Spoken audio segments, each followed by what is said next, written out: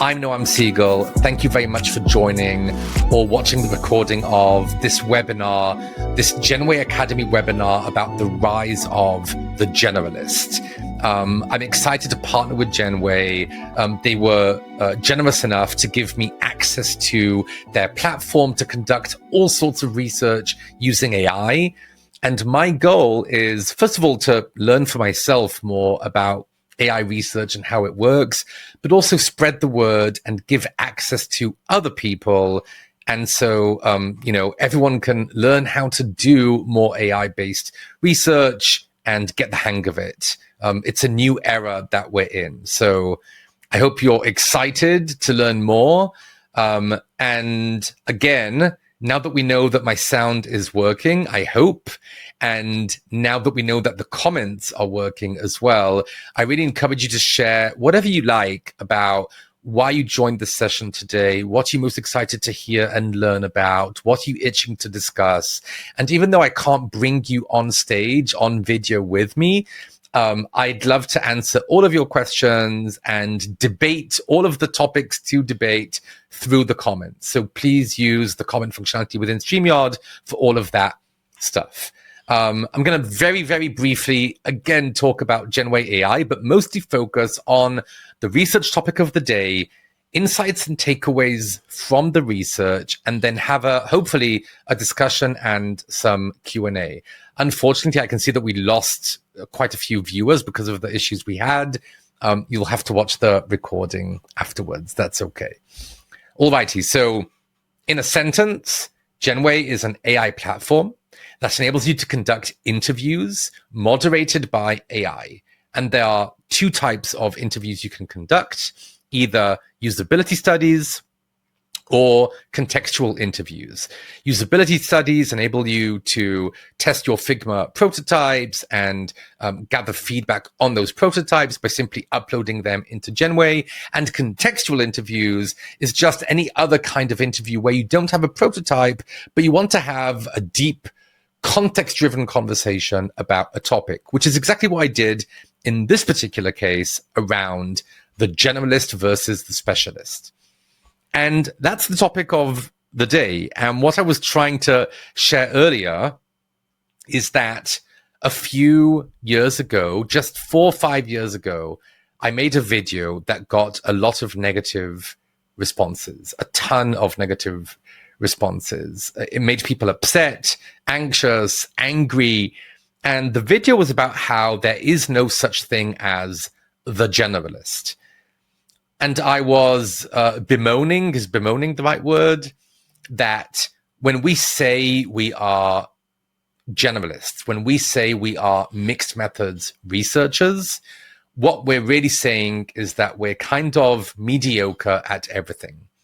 We're mediocre at everything. And that mediocrity, mediocreness, what's the right word? It leads to issues. It leads to very serious problems. It used to be very, very challenging, if not impossible, to be great at qualitative research and great at quantitative research. It used to be really difficult to be a true mixed methods researcher, a true generalist. And fast forward a few years, things have changed completely. And AI is changing everything. And there's this podcast on AI for UX, John Whalen. And he's now interviewed 25 founders of AI UX companies, AI products for UX, which is crazy, right? 25 founders, and that's just one podcast. So it's not all of the tools. I think these tools are enabling us to really be generalists. And it brings up the question again, what should we be? What should we aspire to be? Should we aspire to be generalists, or should we continue to aspire to be specialists, or something in between? What's the right answer? I don't know, but I wanted to find out. So I conducted research and I leveraged Genway to do that. And my goal was to understand people's perspectives from within tech workers including researchers, but not just, people in tech in general, on this debate. Should you be a generalist? Should you be a specialist? What are you integrating into your work when it comes to AI? How are you automating your tasks? What are the critical skills you think exist for career growth in the AI era? And all of that good stuff. And I conducted 75 interviews in total. It took about a day, which is nothing for 75 interviews, and it wasn't even a full day. And of those 75 interviews-ish, it might be a bit more at this point, about 10 were with researchers. I got 85% engagement, which means that 85% of people completed the interviews end to end. The average interview was about 13 minutes long, and 9% of people even extended the interview because they wanted to chat with the AI for longer. They were having so much fun, or it was, an interesting experience for them. So those are the basic topics and stats that I wanted to cover. But now let's get to the insights and some of what I heard, and I'll try and share the specific perspective it gave me. I'm seeing something come in around, should we aspire to be T-shaped professionals who function efficiently within complex cross-functional environments? I'm curious to hear your thoughts. So I wonder what your thoughts are going to be, Renu, after you see the insights. So I'd love to have that discussion in about 10 minutes or so. But I'll say this. I think we need, I think most businesses benefit from the T-shape, right? But the question is, how do we go from kind of this part of the T, the shallow but cross-functional part, to the deep part? And I think what I'm observing is that potentially it might end up being the role of AI agents, for example, to take on those deep, complex tasks. And so we won't have to be T-shaped professionals. We will have to activate, we will have to deploy, we will have to manage a team of I-shaped AIs, potentially. So that's a thought. I don't know. Maybe I'm exaggerating. Maybe I'm overly bullish about all of this. So let's see the insights and talk about it right after. This won't be too long. So the first thing I heard is that tech professionals, what they're trying to be is hybrid operators. And by hybrid, I mean two things. The first thing I mean is that people are trying to fill the space between being a generalist and a specialist, which one might say is a T-shaped individual, right? So when I say hybrid, the first thing I mean is the space in between generalist and specialist. The second thing I mean is hybrid between AI and human ownership. And so people are desperately trying to gain AI proficiency quickly in order to be able to occupy that space in between the specialist and the generalist and leverage AI to improve their performance on both of those ends. So people are leveraging AI for a wide variety of tasks, it seems. The landscape influenced by AI is incredibly broad. And we're seeing this very strong wish to be somewhere in between a specialist and a generalist. But a major problem came up from the participants, and that is that the integration of AI and career growth paths are way behind. And basically, AI is moving at a pace that no technology has ever moved before. And so what we're seeing is that there's a lack of understanding around specific requirements within industries of like, what should we even do with AI and what are our requirements of AI? Then training programs aren't customized to meet those identified needs. So people aren't getting the training they need, which is making it very hard to effectively apply AI skills across professional roles within tech, not just research. And that means that we have to adapt and evolve to this feverish pace that AI is moving in, and we're constantly far, far behind what we need to be. And people are very frustrated about this. So for us to be able to be generalists by leveraging AI specialists, if this kind of theory ends up panning out, we have to be able to leverage AI very, very well. And we are not there. And it's troubling that the pace of AI is so fast that even most of us in tech, even some of us building AI products, can't keep up with what's going on. So, crazy. And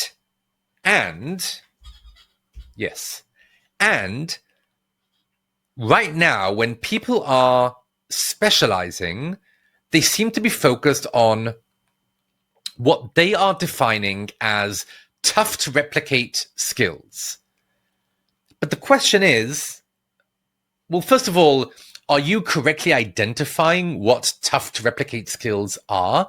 And how long will that last exactly until even those skills are hard to replicate? So what people were talking about is that cybersecurity, as an example, or certain complex problem solving skills are very kind of human still, and AI can't do them. So replicating them with AI is super challenging. Compared to the generalist approach, which says, look, I just have to maintain a broad skill set to adapt to how AI is evolving in the workplace. So this is something that's troubling to me because people are saying, I do need to be a specialist, but I'm going to be a specialist in things that AI can't do.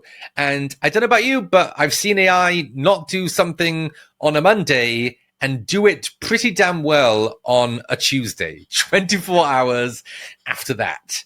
And you really never know what's going to happen next week. So this is tough. And then I also heard that maybe the focus shouldn't even be on the generalist versus specialist question. What people were talking about is that AI is a technical tool that can enhance and automate routine tasks, whereas human intelligence, or HI, let's call it, is a creative tool for complex and creative work. So maybe whether you're a creative generalist or creative specialist, the point is you're a creative. You're leveraging human intelligence for what it's best at. And it doesn't really matter at what level you're doing that. Whereas AI is more of this automation, enhancing just routine tasks sort of tool. Again, there aren't correct answers here, and we don't know what the future will bring exactly. But it was interesting to hear from people that they sort of, quite a few people pushed back against the idea of the generalist versus the specialist and actually pushed on this idea of AI as a technical tool versus human intelligence. So that's that. And then another question that came up was, with quite a few participants, is maybe rather than just talking about what AI is doing to the individual and whether the individual should be a specialist or a generalist, let's talk about how AI is improving the communication and collaboration between humans. That was a very unexpected point from my standpoint. And I wasn't really trying to get to this topic. So it's kind of cool that Genway was able to push to that direction. What people shared is that with a bit of a human touch, for sure, AI is able to enhance communication. It's able to make our problem solving more efficient. It's able to improve our collaboration. It's able to improve our project management, just streamline our project management. And with all of those things put together, it's creating better relationships between humans. Now, are those humans specialists or generalists? Whatever. I don't know. But the point here is maybe it doesn't matter, again, as much. Maybe it's just cool that AI is enabling us to collaborate better within ourselves. And maybe that should be the focus. So that was a cool point that I was really, really not trying to get to in this research, and it was surprising. But before we get to hopefully some discussion and some thoughts, and again, apologies for the technical issues in the beginning. They won't show up in the recording, obviously. You might be asking yourselves, well, what about researchers specifically? Like, what did you hear from people who are UX researchers or consumer insights professionals, voice of customer professionals? What are they saying about this debate? And I heard two things that I felt are worth noting. The first thing I heard is that researchers are shifting their focus quite a bit from execution to internal alignment. Here's a quote for you.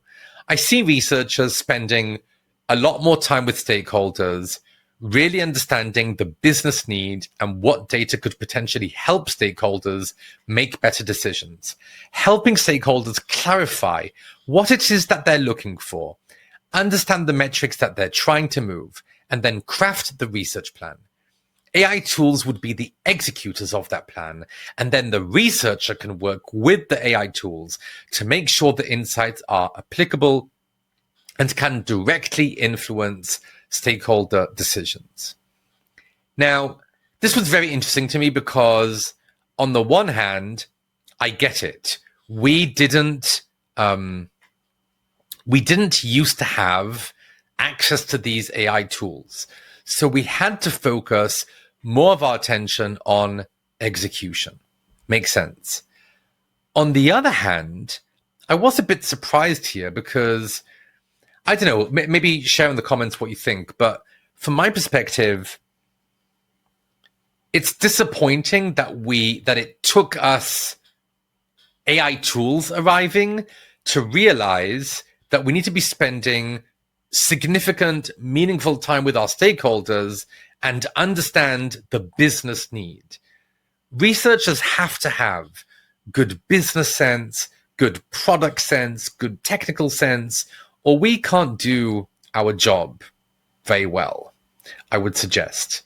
And it feels like maybe we've been too focused on execution almost, even though we didn't have a choice, I guess, and not focused enough on internal alignment.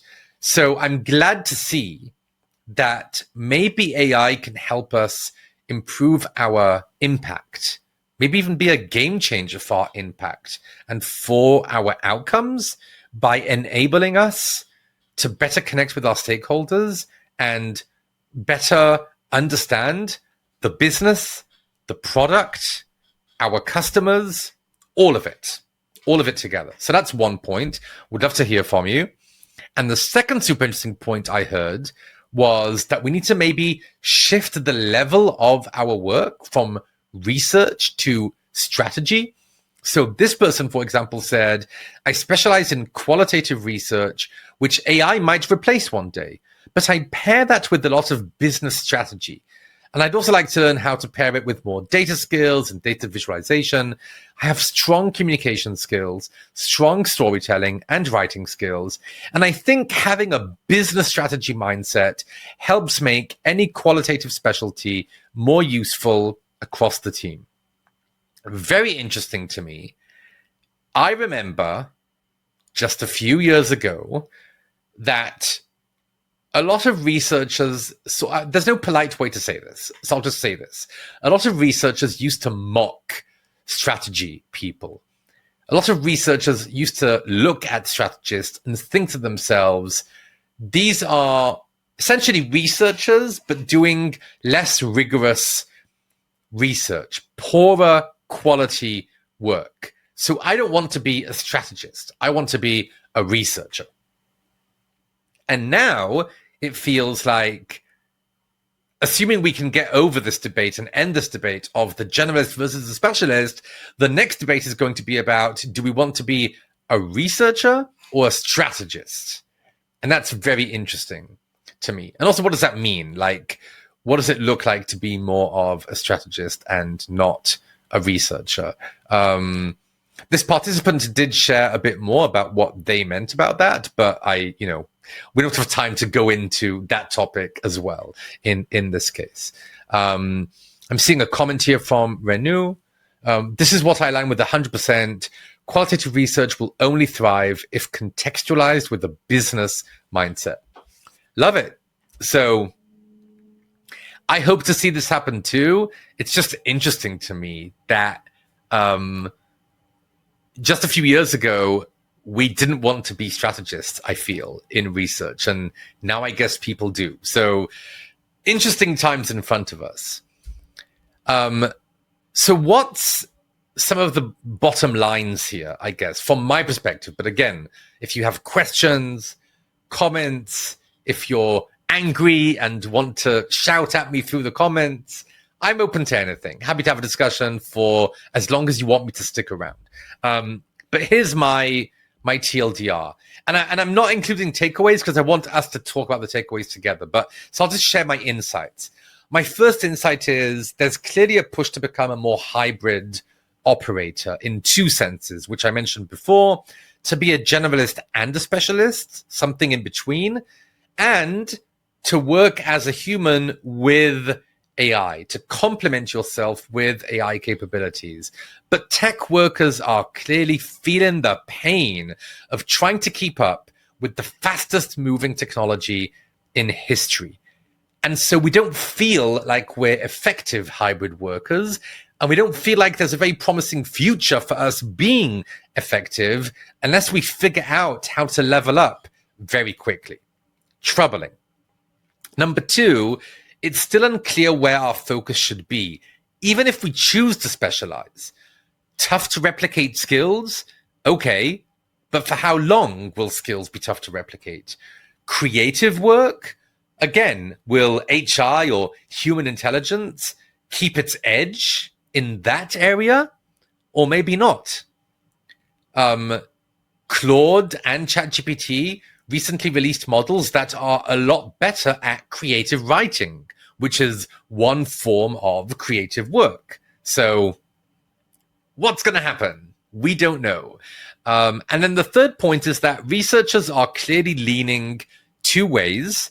We're going to move away from execution mode to alignment mode. But again, shouldn't we have done that sooner? Maybe. And what do we still need to execute in order for the execution to be successful?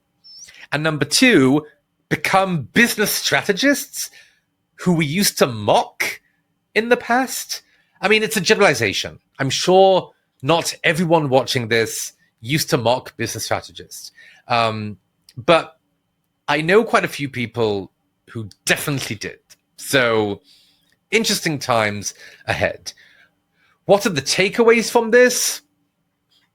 You tell me. I did want to show you just one screenshot out of Genway because Genway changed something in the platform, which is very interesting to me. And it pertains to how we collaborate with AI. So on the left-hand side of the screen, you can see where my cursor's moving, that the menu includes 3 stages of work with Genway. We begin by inspecting the raw data we sort of got. What are the interview statistics? What are the basic insights we got? What does that look like? And like gut check, does it feel correct? And then we can go into individual responses and see where the insights are coming from. So the first thing you get to do with Genway and with systems like this, AI systems like this, is inspect the data. The second thing you get to do is analyze the data. And you can do that at the interview level or at the theme level. So you can look at individual interviews, or you can look at the overarching themes and dive deeper and deeper from there until you get to individual interviews. And then the third stage is exploration, where you can look at tags that the system generated for you and generate your own tags and dive even deeper in a very exploratory way into subtopics and micro insights that showed up in your project. That's how I use Genway. That's how you can use it if you try. I will attach a link to try Genway to this recording. I just wanted to show you that because this is an example of how tactically you can collaborate with AI in order to conduct AI moderated research. So that's that. I'd love to hear your opinions. I even prepared a GIF for it. And I'd love to hear your questions, which I also prepared a GIF for. So opinions, questions, all welcome. I'll go back to the TLDR slide and I'll just read the comment so I can show the comment here. Thank you for it. Love your TLDR. This is what I understand. HI still sits on top, but sometimes like someone like me, a UX researcher, needs to be smart and embrace a fluid mindset to evolve those strategies consistently and remain on top. Building authentic people relationships to drive impact will always matter the most. I like that comment. Hard to argue against any of that.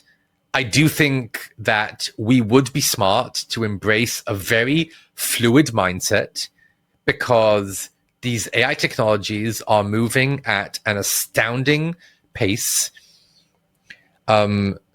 Years ago, I stopped reading books that explain how to do things like code. Like when I first learned how to code in R, I read a book about R. And at some point, it felt to me like, books sort of get irrelevant too quickly at this point. Books don't work for me anymore. You'd have to put out a new edition of the book every 6 months or every year, or it just ceases to be relevant. So I started taking online courses which update themselves. I started watching YouTubes. I started doing all of those sort of things.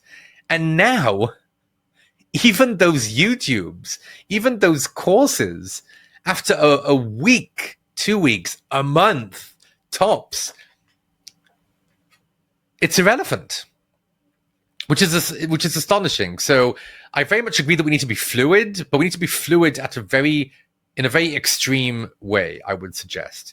And yes, I think that relationships matter a lot, and that even if we can leverage AI to execute a lot of our research and not do it using human intelligence, we still have to leverage relationships and our strategic understanding of the business, of products, in order to succeed. I have very little doubt about that. But I had very strong opinions previously as well about generalists, and here we are. So you never know, I guess. Anything else top of mind for people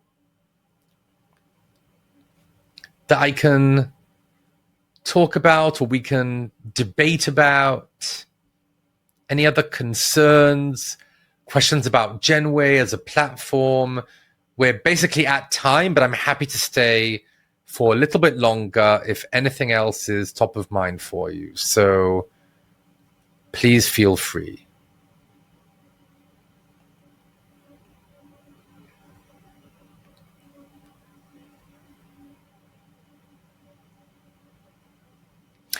Okay, so I have another question here. Would love to learn more about the strategist role.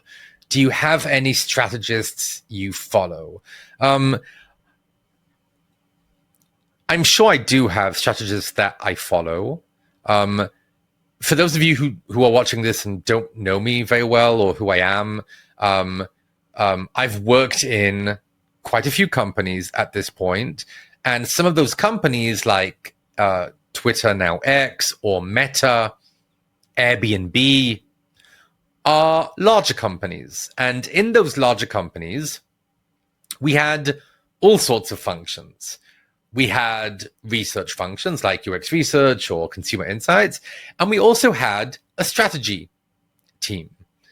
And what the strategy team would usually do is focus more on things like the market and what's going on in the market that we occupy, what's going on with competitors, what's going on within our business and business metrics that we're tracking, and what does that mean about the quality of the products that we have and the experience that we're offering, those sorts of things. And they would conduct a lot of secondary research, not primary research. They wouldn't do much, interviewing.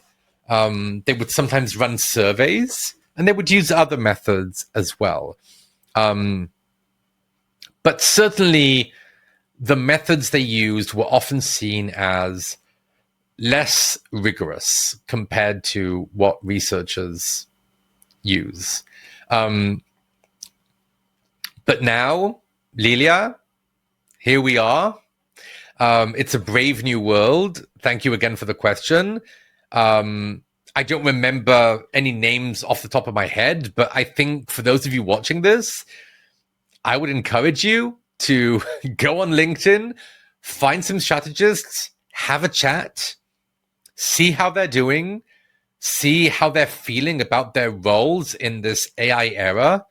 And maybe we want to be those people. Maybe we want to be product strategists, business strategists, research strategists. Not sure. I feel like we were just arguing about whether we should be called UX researchers or experience researchers or just product researchers, design researchers. We've always had so many titles, and now we're going into another argument about what our titles should be. So that's a bit discouraging for me, but I hope we work it out. All righty. You're very welcome. Thanks everyone for asking questions. I know we're at time, but again, because we had to start late given microphone stuff, if there's any other question, I'm happy to sort of count to 10, let you type it in, and if not, we'll end there. Awesome. Thank you so much. Thank you very much for joining this. For those of you watching the recording, thank you as well. If you want to take Genway out for a spin and experience AI research yourself, I will add a link to the recording, or you can just go to genway.ai, would be the simplest thing to do, and try it out for free. And if you want to have a conversation with me one-on-one or in a group about AI research, about what we should be in the future, should we be a specialist or a generalist, email me, LinkedIn message me. I'd love to chat. Thanks a bunch. Cheers. Bye for now. And I will see you next time. Hope to see you soon.